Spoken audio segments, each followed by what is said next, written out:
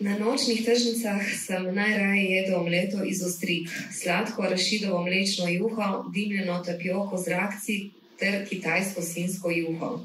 A to je le kaplja v ponudbi, saj se s hrano na Tajvanu eksperimentira na tako nor način, da poznajo vsaj milijon načinov kombinacij hrane. Dušeno, prešano, pečeno, dimljeno, fermentirano, sušeno, plesnivo, sveže, kuhano in ocvrto.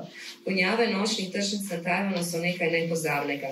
Kralj vonjav pa je nedvomno smrdeči tofu, fermentirani sojin derivat, ki se ga cmari in peče na vsakem koraku. Kljub smradu sem si ga iz radovednosti kupil, enkrat ugriznil vanj, preostanek pa delil z golobi. Ja, A je drugačen tofu tam kot pri nas? grozen je. Zaradi tega, ker je smrdeč. Tukaj je Mirela prebrala poglavje iz Tajvana in samo na Tajvanu obstaja ta smrdeč tofu, na celinski, kitajski in Aziji ne. In je v bistvu preprost tofu, ki je sfermentiran z nekimi bakterijami, ki so pač izredno smrdeče. Je pa to, ta odstavek, ne se mi zdel fajn, da prebereva, ker pač održa ta azijski del knjige. Vsi, ki ste že bili kdaj v Aziji, ali pa mogoče ne, je tak glavni stereotip, kakšna svinarija je tam. No, v resnici ni taka svinarija, ampak mogoče pa je higienski minimum pač malo bolj mini, no, tako. In zaradi tega so te tržnice, nočne tržnice tako fascinantne. Tukaj zdaj je par slik iz Tajvana, zdaj imajo taoizem, njihova najvišja zgradba, Tajpej 101 nadstropje. No, neki podeželje, kjer se ta dobra hrana prideluje, čaj, kot smo že videli, podeželje Tajvana je tako kot Sloveniji. No, in to, kar je šlo poglavje, je šlo pa pač, ker je Mirela, ker si prebrala v poglavju, je pa to, no. Razne stvari, ki so mogoče dobre, mogoče ne. Par jih lahko povem. Mogoče tale je taka tajvanska, sem nam zdaj ostavil, mogoče ve, kaj je to, kdo? Ne. To so železna jajca, se reče, čisto enostavno, jajc mečkam streš, da pride tekočina vanga, ga skuhaš v črnem čaju.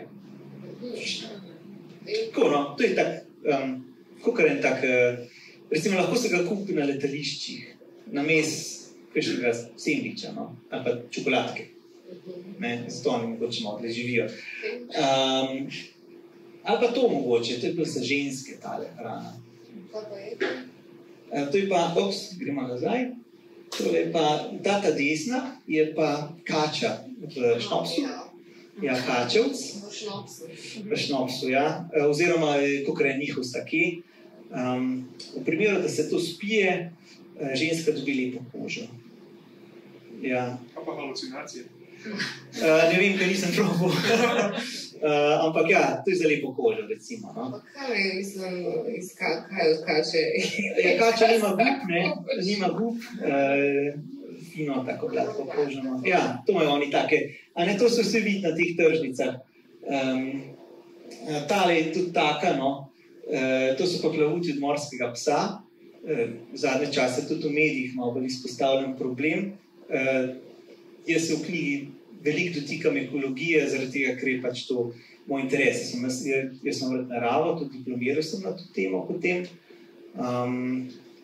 na temo ekologije, no in pač sporno lovljenje morskih psov, kjer se mu odreže plavuti in ga potem da nazaj umret v vodo, ni v redu, Če se pa recimo poje slučajno, to so posušene plavuti od morskega psa, če narediš juho iz njih, je to nekako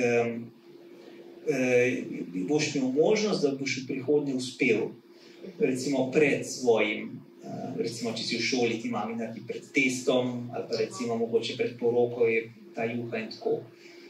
Za požegant zadevo. Ja, za požegant zadevo. No, take stvari so na teh tržnih. To sem jaz z mojimi prijatelji, ligni, to je sladoledka čang, se reče. To je tudi za lepo kožo. To so pa morske kumare. Isto, ja, to je pa za moški in ženske. Sicer, če moški poje morsko kumaro, je tudi za kakšno drugo moč, ker pač asociira. Kako se pa to pripravi? Enako isto. To je posušena zadeva in potem daš v vrelo vodo. To so te razlike, kjer so tudi fascinantne po svetu. Kurje nogice, to je zelo popularna jed na celi Kitajski. Razrezani skati, tako naprej, polški, tako naprej. Kaj si ti jedel videl vsega tega? Mečkim sem tofuja jedel, drugače pa v teh azijskih predelih je bila moja najljubša jed, zdaj ne bom vedel povedati imena, omleta z ostrigami. Kakor pač omleta jajca, samo so še ostrigami. Ampak to so vse na teh tržnicah, predvidevam, da se kar tam, da vsi tam je. Vse se tam jejo, vse smrdi, vse omazan. Ampak je sveže, verjetno gre kar... Je. Je pa res, da tisti, ki smo potovali, če sem malo bolj aktualen, vsaj jaz, pa tudi par mojih kolegov, ki so potovali, ker ti greš čez te tržnice in tako rečeš, Madonna, da se tukaj pa nam ščimo kužu, Je pa ena od teorij, da je ta korona prišla prav pri teh tržnic, ker je pač stik z živalmi, ljudmi in temi kadavri tako tesen, da ne more biti tesnejše. To je verjetno tudi kaj drugega, ne samo korona. Ja, to je treba pač imeti kot neka... To je treba imeti kot pač kulturna raznolikost, ki bogati svet. To je Tajvan, marmorne gore imajo, marmorna svetijska Taroko. No in potem po Tajvanu sem pa jaz, tudi knjiga se razvija, tako sem pa jaz potem raziskoval Azijo naprej.